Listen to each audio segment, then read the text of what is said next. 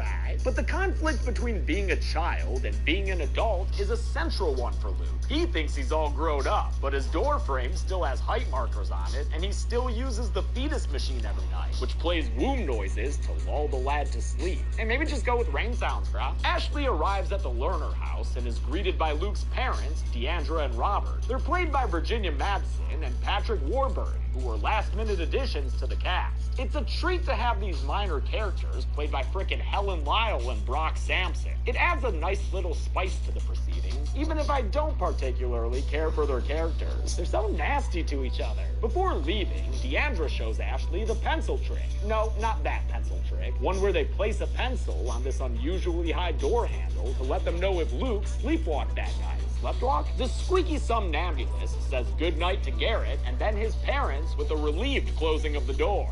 So what do you want to do? Move it. Why don't you take a seat for a mo and take that cracked voice back together, little buddy? Ashley's got to talk on the phone to her age-appropriate boyfriend, Ricky, who's sad that she's moving away so soon. Luke hears Ashley call him a kiddo, and out of a sense of rejection, he cracks open a little bit of the bubbly. He tries to impress Ashley by drinking it in front of her, but unlike Samara Weaving's V, this babysitter ain't about all that bullshit. At least not until Ricky stresses her out so much she takes a swig herself. Luke catches her and talks his way into getting the bottle back, then leaves as Ashley answers, "There's nobody on the other end, ooh." And just moments ago, she found the kitchen door open, and the swing was swaying outside, ah. Ashley and Luke settle into a horror movie, you know, to get those hormones going. And with an adequate amount of alcohol soaking into his adolescent brain, Luke lines up his shot. He tells Ashley she deserves better than the crop of guys she's been seeing lately, and denies her accusation that he's just a kid. He's about to be 13, and besides, he's mature for his age. I'm mature for my age.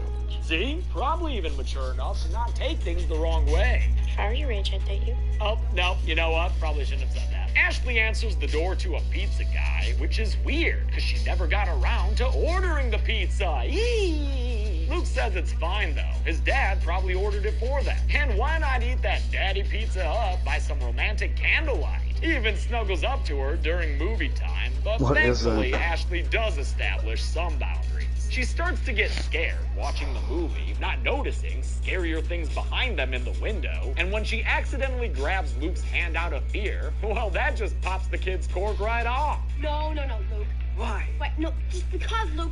Look, I know you've been drinking. So have you, so why won't you kiss Because, me? Luke, this is the most inappropriate thing ever. Oh boy, this is not a pleasant night for anybody. And it's not made any better by the creepy phone call Ashley gets with a distorted voice saying he can see her. She's defiant like Sidney Prescott, just without that finger in her nose, but she fails to remain calm when she sees the kitchen door is open again. This might be a problem. Oh man, drunk-ass Luke just tossed her phone into the fish tank? Luke, you sloppy bitch. A loud knock at the front door scares the bejesus out of them, but since Luke wants to prove that he's a big, strong man, he opens it, only to get dinoed to the floor by Garrett. Hi, how are you? Get off me! But Garrett says he didn't open the kitchen door or call them, and a crash from upstairs absolves him of suspicion. Ashley goes into action mode and takes out a kitchen knife, then leads the boys upstairs to see what made that noise. Well, there's your problem right there. You gotta break through your window. Ashley goes to call the police, but their cell phones aren't getting any signal, and their landline appears to be dead. With the internet down as well, Ashley decides to just take the kids and drive somewhere. But good luck getting that car down the street. Maybe it's for the best, though. According to the brick, they're gonna want to stay inside. Gonna want to stay inside for good. Headlights on the front lawn turn Garrett into Scarrett, and he Go, Hazel, go. into the backyard. Oh, shit, that kid just got shot. Shit, close the door, Ashley, and get down, Mr. President. Luke tells Ashley he wants to get his parents' gun, and it might be a good time for that, since they see a silhouette in the window. Even worse, upstairs, there's a dude in a ski mask prowling around with a shotgun. Ashley starts freaking out and says she doesn't think she can handle this, but lucky for her, Luke is eager to be her hero, baby. I have to get the gun. Wait, no. Get it, he does. And the two of them end up in Luke's room, where they hide in the closet. Wow, nice telescope collection, dude. They're frozen shitless as they watch the masked figure poke around. But wait a minute. Hey, Ashley, isn't that the same ski mask you saw in a family picture earlier? And isn't that shoulder scratching kind of reminiscent of Garrett, the weirdo who's always, scratching his shoulder? Oh my god. No! Garrett?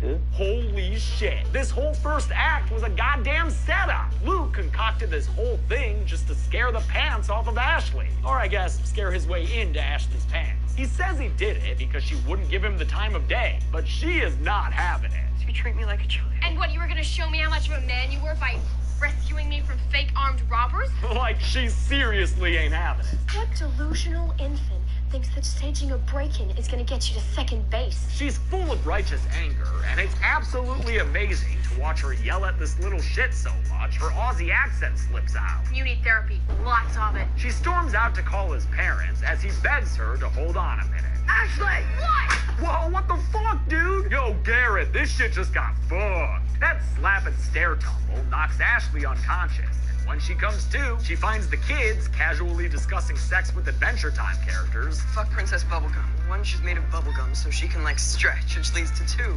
Her pussy tastes like bubblegum. And deconstructing their trickery of the night. Ha, nothing more reliable than the old clown standee in the window trick. Oh, and also, Gare Bear be riding hard on that oxy train.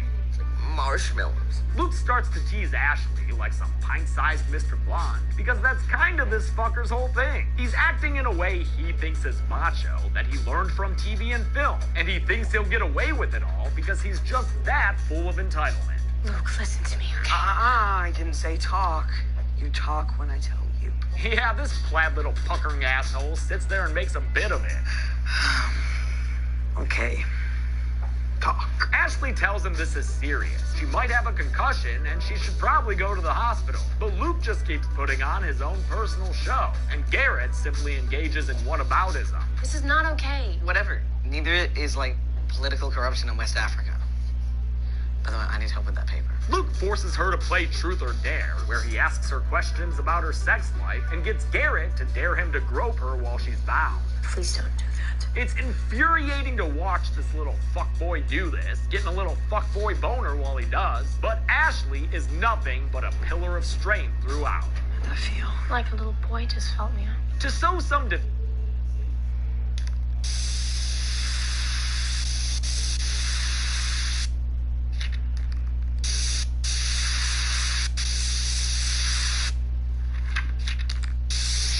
division among her kitty captors, Ashley spills the beans that Luke killed Garrett's pet gerbil 2 years ago. That's always a good sign of healthy human development. That revelation, along with how far things have gone, gets Garrett freaked out, so he goes to leave.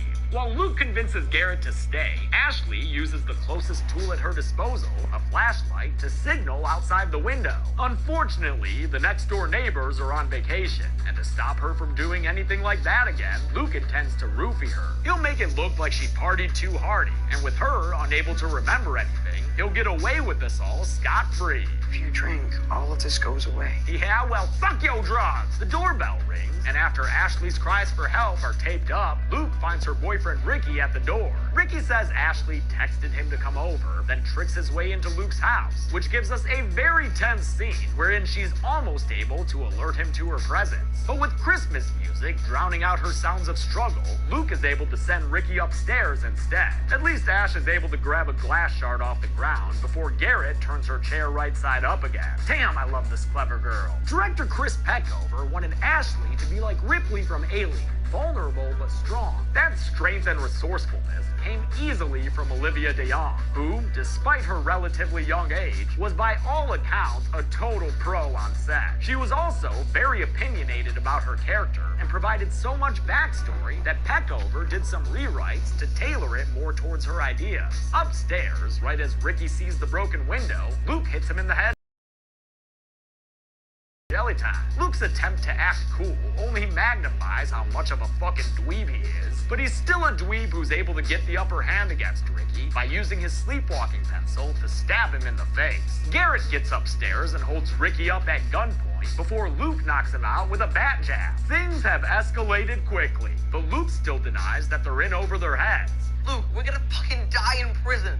No, we're not. This kid truly believes he's just too good to get in trouble. A lifetime without obstacles has taught him that, in the end, he gets whatever he wants. Although Better Watch Out was originally written by Zach Kahn, Peckover rewrote quite a bit of it, moving the big twist up by about 30 minutes and adding the character Garrett for some more interesting dynamics. He also tinkered with Luke's character a lot, and for a while was worried that he had written too complex a part for a 13-year-old actor to play. Luckily, they found Levi Miller, who was able to portray all of Luke's shading, from cocky to saccharine to sadistic, with perfection. Ricky's arrival is a major complication for the boys, but turns out it was premeditated. Ashley realizes that Luke texted Ricky to come over, meaning he wanted him there the whole time. What else you got planned?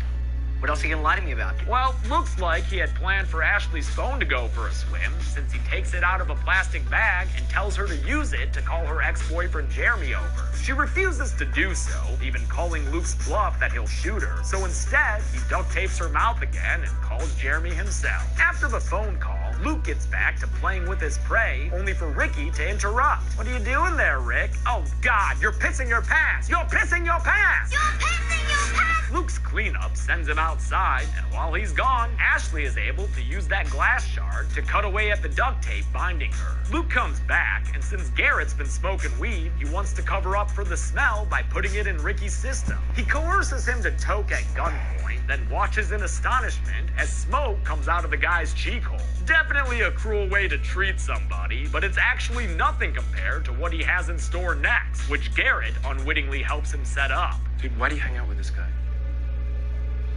Because he's my best friend. And best friends test theories with each other, which is why Luke is breaking out the paint cans and rope. Bombs away! Fuck, man! Oh, you're fucking home alone again? Garrett begs Luke to stop, but Luke shuts him up with a threat. And although Ashley finally cuts herself 3/4 free of the chair, it's too late for her to salvage the situation. Luke chucks that paint can, and it comes down hard, killing Ricky by smashing his face in. Oh man, shit just got serious.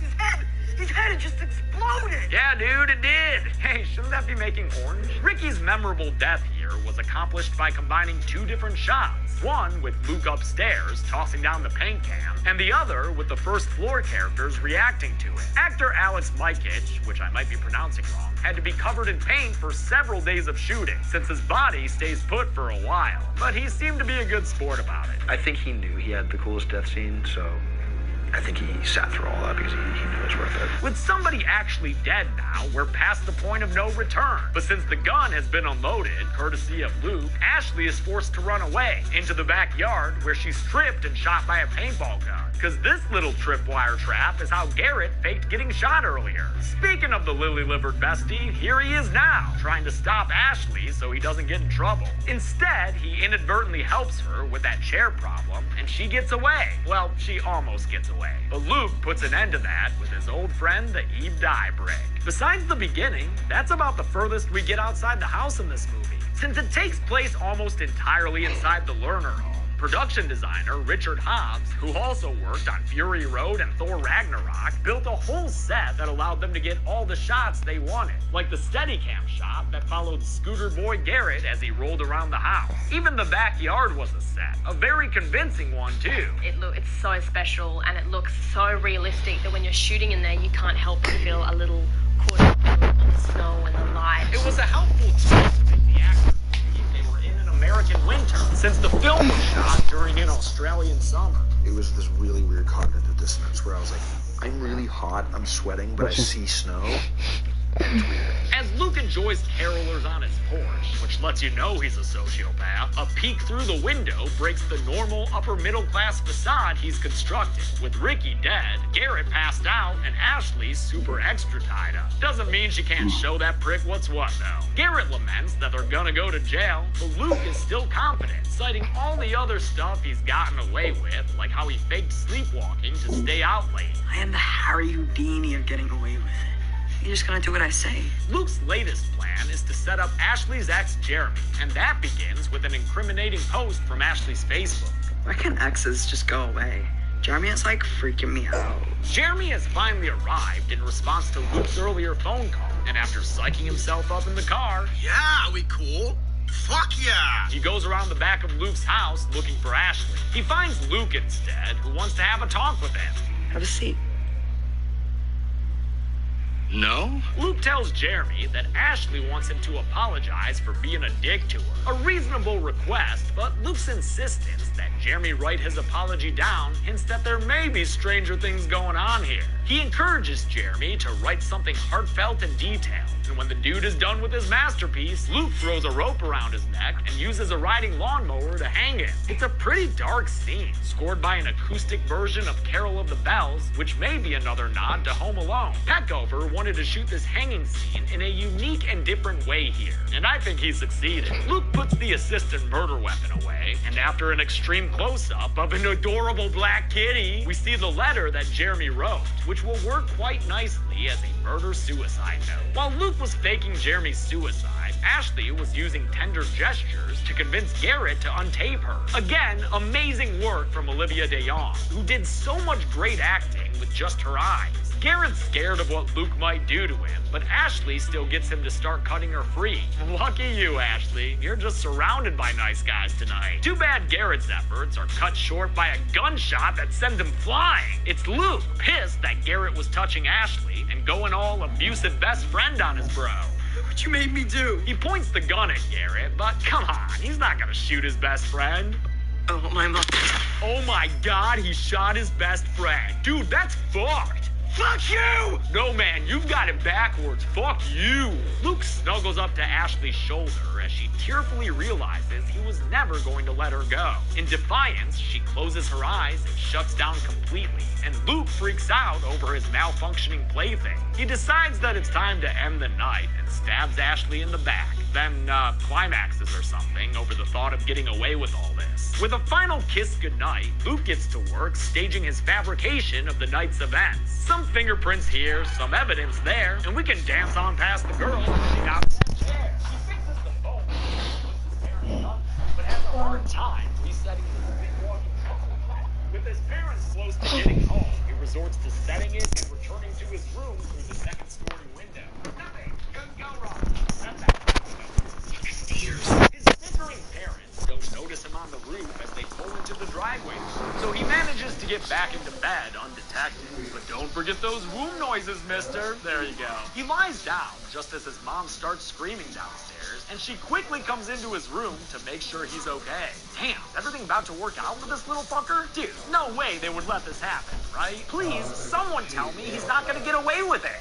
This one's still alive! Thank God. Ashley is wheeled out on a stretcher, having stopped the bleeding from her stab wound with duct tape. The movie ends with her signaling to Luke exactly what he is. Yeah, you fucked, dude. Enjoy that mama hug while...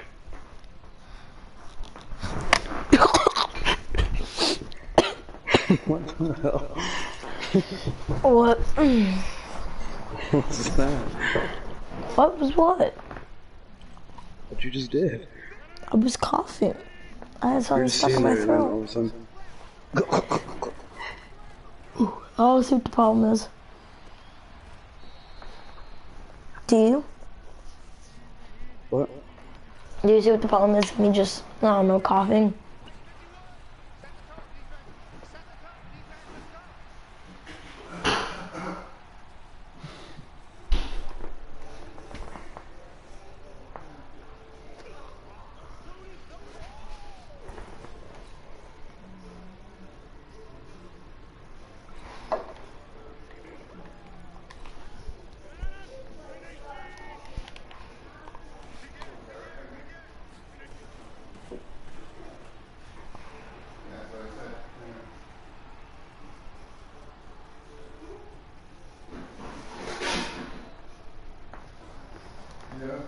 Oh, I just realized I'm using the Panthers.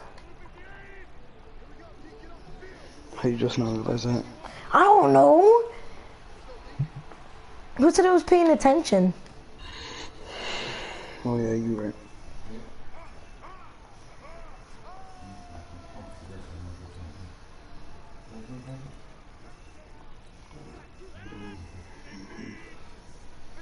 I see the funny clip of Bob.